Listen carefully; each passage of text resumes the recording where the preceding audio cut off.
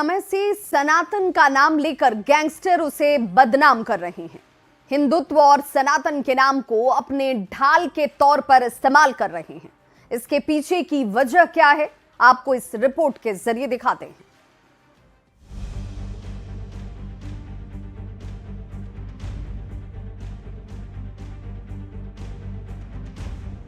अपराध, अफराद, जुर्म के पीछे हिंदुत्व की ढाल। टारगेट का एंगल सनातनी बदला, गैंगस्टर ने ओढ़ा धर्म का चोला। हिंदुत्व का लेकर नाम, गैंगस्टर बना रहे हैं अपनी पहचान। कभी जिगरी दोस्त, आज जानी दुश्मन। जुर्म की दुनिया के दो बड़े नाम लॉरेंस बिश्नोई और रोहित गोदारा एक वक्त में साथ मिलकर दहशत फैलाने वाले आज हिंदुत्व की राह पर नंबर 1 बनने की जंग लड़ रहे हैं। यूपी के बरेली में दिशा पाटनी के घर हुई फायरिंग की जिम्मेदारी रोहित गोदारा और गोल्डी बराड़ गैंग ने ली। रोहित गोदारा ने वायरल पोस्ट में लिखा, जो हमारे धर्म और संतों के खिलाफ बोलेगा उसके घर पर ठाए ठाए होगी। ये तो महज ट्रेलर था, हमारे आराध्य का अपमान नहीं सहा जाएगा।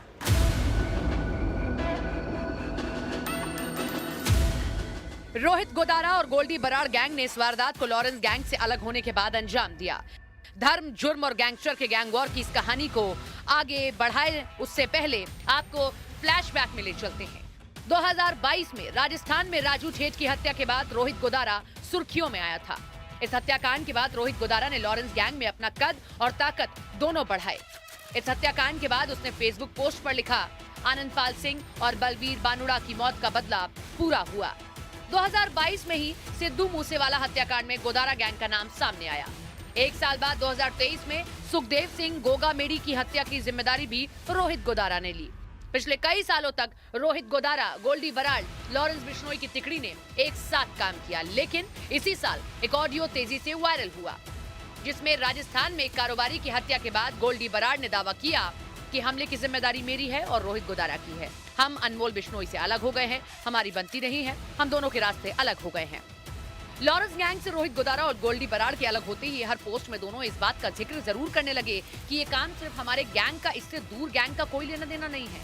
रोहित और गोल्डी बराड़ के बढ़ते कद के बीच लॉरेंस बिश्नोई ने एक फॉरवर्ड गियर मारते हुए ताबड़तोड़ कई बड़े कबूलनामे से तहलका मचा दिया। 2023 में खालिस्तानी आतंकी हरदीप सिंह निज्जर की हत्या की जिम्मेदारी लॉरेंस गैंग ने ली। पिछले साल बाबा सिद्दीकी हत्याकांड की जिम्मेदारी भी लॉरेंस बिश्नोई ने ली और यहीं से लॉरेंस बिश्नोई का हिंदू डॉन का ब्रांड बिल्ड होने लगा। लॉरेंस ने सोशल मीडिया पर अपनी इमेज एक धार्मिक योद्धा की तरह बना रखी है।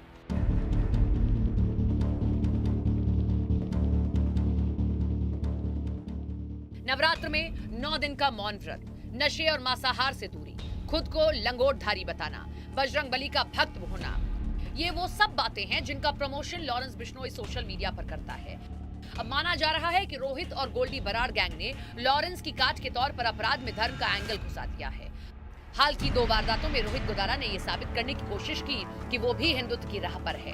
पहले मनीषा हत्याकांड के बाद गोदारा गोल्डी गैंग के एक वायरल पोस्ट में प्रेमानंद महाराज का मजाक उड़ाने पर चेतावनी दी। इसके बाद अभिनेत्री दिशा पाटनी के घर हुई फायरिंग को भी इसी गैंग ने प्रेमानंद महाराज और हिंदू धर्म के अपमान से जोड़ दिया। प्रेमानंद महाराज के फॉलोअर न सिर्फ देश में बल्कि दुनिया में बढ़े हैं। करोड़ों लोगों की आस्था उन पर है। यही वजह है कि रोहित गोदारा ने अभिनेत्री दिशा पाटनी के घर हुई फायरिंग के बाद वारदात की जिम्मेदारी लेते हुए अपनी पोस्ट की शुरुआत प्रेमानंद महाराज से की। फिलहाल दोनों गैंग अपने अपराध को हिंदू अपमान से जोड़ रहे हैं। सोशल मीडिया पर लॉरेंस और गोल्डी गोदारा गैंग कुछ इसी अंदाज में अपनी फैन फॉलोइंग बना रहे हैं और माना जा रहा है कि वो धार्मिक एंगल देकर युवाओं को अपने गैंग से जोड़ रहे हैं। लॉरेंस और गोदारा गैंग दोनों को पता है कि भारत में हिंदुत्व की राह का ठप्पा उन्हें रॉबिनहुड की इमेज दे सकता है, लेकिन अपराध की दुनिया में ऐसे तरीके काम नहीं आते। अपराधी को या तो मिलती है पुलिस की गोली या सलाखों के पीछे की कठोर जिंदगी।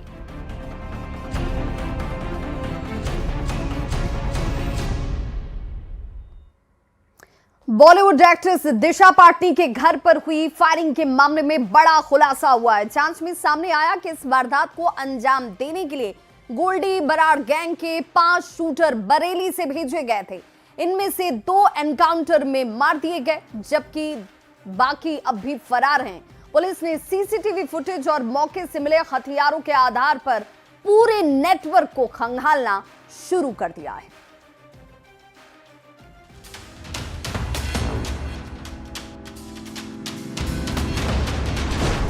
दिशा पाटनी के घर फायरिंग मामले में बड़ा पर्दाफाश। गोल्डी बराड़ गैंग के 5 शूटर फायरिंग की वारदात में शामिल। 2 का एनकाउंटर, 3 की तलाश जारी। जांच एजेंसियों ने खुलासा किया है कि 11 सितंबर को कुल 5 शूटर बरेली पहुंचे थे। ये सभी एक होटल में ठहरे और फिर दिशा पाटनी के घर की रेकी की। 2 शूटर स्प्लेंडर बाइक पर और 2 सफेद रंग की अपाचे बाइक पर सवार होकर इलाके में पहुंचे थे। नकुल और विजय स्प्लेंडर पर थे, जबकि अरुण और रविंद्र अपाचे बाइक पर। अगले दिन यानी 12 सितंबर को आरोपियों ने बरेली में दिशा पाटनी के घर पर फायरिंग की। इस फायरिंग के बाद पूरे इलाके में दहशत फैल गई। यही नहीं, जिस जगह पर 2 शूटर्स का एनकाउंटर हुआ वहां से करीब 25 राउंड फायरिंग के सबूत मिले। बरामद हथियारों में जिगाना पिस्टल भी शामिल है, जो गैंगस्टरों की पहली पसंद मानी जाती है। टोनिका सिटी पुलिस स्टेशन में खड़ी ये वही बरामद अपाचे बाइक है जो कल इनकाउंटर में रविंदर और अरुण के कब्जे से बरामद की गई है, जिन्हें की इनकाउंटर में मार गिराया गया है। दिशा पाटनी के बरेली स्थित घर इसी बाइक को लेकर जो शूटर्स हैं वो रेकी करने पहुंचते हैं, फायरिंग करने पहुंचते हैं और उसके बाद बाकायदा इसी बाइक से वो बरेली से गाजियाबाद तक का सफ़र तय करते हैं। पुलिस को शुरुआती जांच में ये बाइक चोरी की लग रही है और इसका जो नंबर प्लेट है ऐसा लग रहा है पुलिस को कि ये भी फर्जी है। तो आप सोच सकते हैं कि कितनी गहरी साजिश जो है वो यूएस में बैठे रोहित गोदारा, गोल्डी बराड़ ने रची। उसके बाद दिल्ली से एक बाइक का इंतजाम करवाया गया और उसके बाद उस बाइक से जो शूटर हैं वो बरेली तक पहुंचते हैं।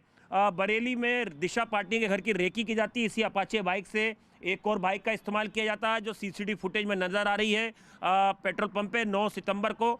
और उसके बाद कल मुठभेड़ में ये बाइक जो है वो शूटर्स के कब्जे से बरामद होती है। जिगाना पिस्टल, ग्लॉक पिस्टल भी बरामद की जाती है, कारतूस बरामद किए जाते हैं।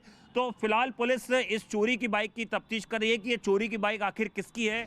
इस केस में एक और बड़ा सबूत सामने आया है। 9 सितंबर को बरेली के पेट्रोल पंप पर अरुण, नकुल, विजय और एक नाबालिग पेट्रोल भरवाते दिखाई दिए थे। सीसीटीवी में साफ दिख रहा है कि उनके पास वही सफेद रंग की अपाचे बाइक थी जो बाद में एनकाउंटर के दौरान बरामद हुई। अरुण और रविंद्र एनकाउंटर में ढेर हुए, जबकि नकुल, विजय और नाबालिग आरोपी अब भी फरार। हाँ, देर रात माननीय मुख्यमंत्री जी का मेरे टेलीफोन पे फोन आया था और उन्होंने हम पूरे मेरे पीड़ित परिवार को सांत्वना दी है और विशेष रूप से उन्होंने कहा है कि पूरा प्रदेश आपके साथ है और आपकी सुरक्षा में कोई कोताही नहीं बरती जाएगी। Thank you. अब पुलिस की जांच इस पूरे गैंगस्टर नेटवर्क की जड़ों तक पहुंचने की ओर आगे बढ़ रही है।